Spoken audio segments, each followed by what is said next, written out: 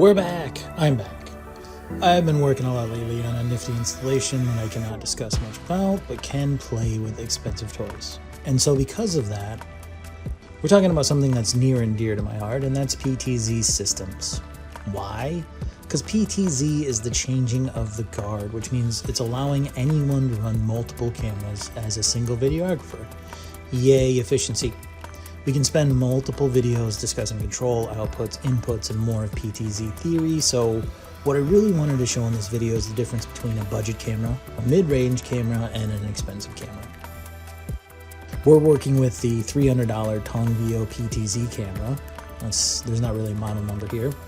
A $1,000 to $1,500 PTZOptics MoveSe, and a $7,000 Panasonic AWUE100. They all retail in different price points, offer a wealth of options in inputs, outputs, control. These can add up, however, as you typically need multiple cameras plus a controller and a video mixer, but we can discuss more about that later. So moving on to the TongVeo, that has a standard back panel with SDI, HDMI connections, as well as USB for video control and RS-232, RS-485 control ports.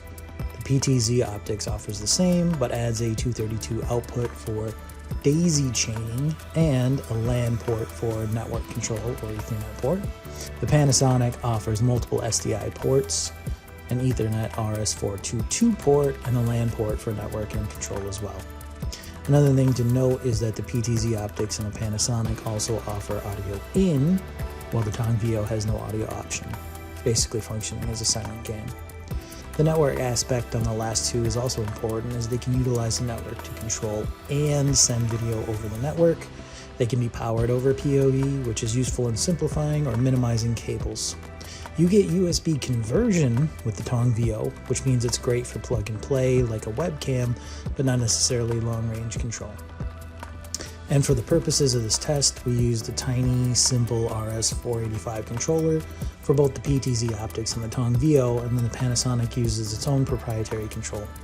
It's a monster controller and pretty much cheating, besides being almost $3,000 to $5,000 itself, but it is luxurious.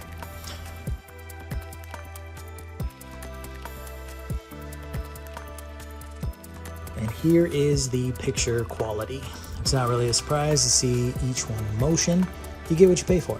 The TongVeo is basically a webcam PTZ. I could probably compare this to like an OBS-bot or something similar, but it does the job and it has an actual zoom. And for the price, really, it's not bad. If you need to set up a remote camera, change angles occasionally, its quality is decent. It can zoom, there's 3, 10, 20x versions of it, and the ability to output both USB, SDI, and HDMI means it's a valuable tool. Set it up with a camcorder or another camera and you'll get decent quality and picture out of it. The focus is also a bit slow, but it works. The next step up is the PTZOptics, which was a little bright to begin with, but you can already see the motor control development much better. It's smoother, a bit wider, and control is responsive. The controller is the same, so you can obviously tell the difference in motors, or at least algorithms that run compared to those with the TongVeo. I wouldn't call the video itself a massive step up, but there are some benefits to the PTZOptics that are seen, and you add in network control and it's definitely giving more of those options to utilize.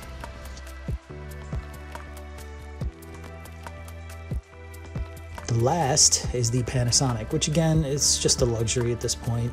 It's a BMW, it's a Rolls, it's a Mercedes, it's a Benz, it's a buttery, smooth, and incredibly fast and moving, slowing down, following. You can literally follow someone walking, talking, and it's as good as an expensive tripod and head.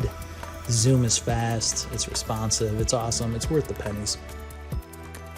It has less options in the inputs and outputs, but it's got a lot more features than you think.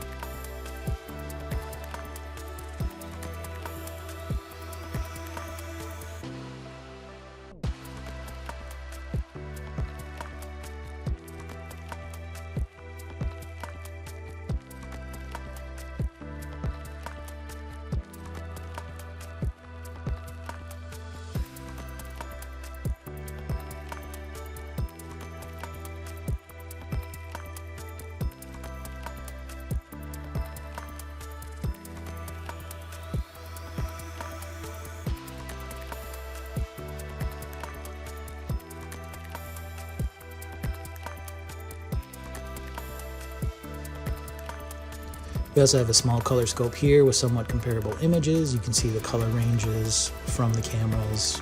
Again, 1, 2, 3, TongVeo, PTZOptics, and Panasonic.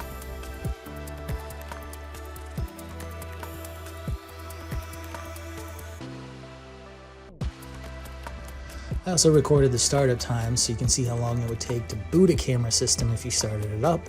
No real surprise here, but the PTZOptics was faster than everybody else. If you had to reboot it, that is a consideration.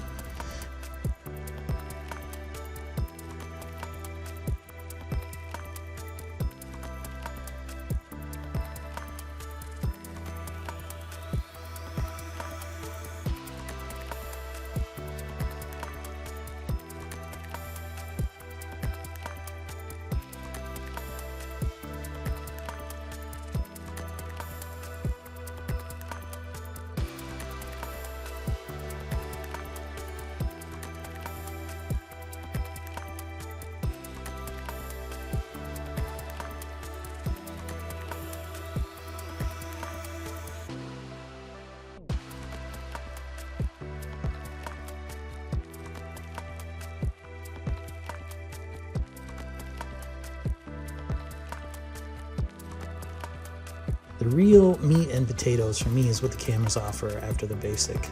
The Panasonic is miles ahead here, offering individual web panels for the camera along with multiple simultaneous streaming options. You can change menu options remotely, and again, multiple streams. That's interesting because you can basically stream video at multiple formats at the same time. And one of the purposes for this is to use for a tracking system, which is what I do, a home-built one. Panasonic software also does that as well. You can send different formats to different locations, so more compressed, less compressed, smaller, bigger size video. It's really cool, much more useful for complex ideas. That's sort of advanced stuff. We can get into that in another video. It's just worth it to know that the price is comparable for the tool of that magnitude. And that's an important aspect. Let's say you use 3 cameras and a controller for a shoot. With TongVeo, you're looking at $1,200 to $1,500 for a set. For the PTZOptics, you're looking at a good $3,000 to $5,000, and for the Panasonic, let's just say $25,000 to $30,000 is a minimum. If you have a long-term installation that focuses on cameras, that might be useful. Churches, etc. For a moving setup, it's a bit rich to move around a lot. It all depends on what you're willing to pay and how you use it and what you use it for. An interesting note is that I used to use these TongVeos in years past. I would connect them directly to a laptop and stream from OBS. I'd have 2 to 3 connected into my laptop with a small controller, and I had a really easy setup. I didn't even use a video mixer because they were USB and I used OBS to mix. That's not exactly easy to do with the Panasonic or the PTZOptics. They don't offer a direct USB to computer connection. You'd need to use a network app to stream it. But there are different options. You can use HDMI converters and everything like that. You know, a direct connection is better for speed and connectivity overall. So the point I'm making is there are use cases for every tool, and even though the TongVeos would be considered cheap, they're still useful for scenarios. Another aspect we haven't really discussed is AI tracking, which is becoming a lot more popular in PTZ cameras as well. A lot of versions, including TongVeo, are now offering it, and while the ones that I just tested now don't offer it, there's versions that will be released in the future that are going to outclass that. So that makes jobs as a single controller much easier as well. I'll save that for another video.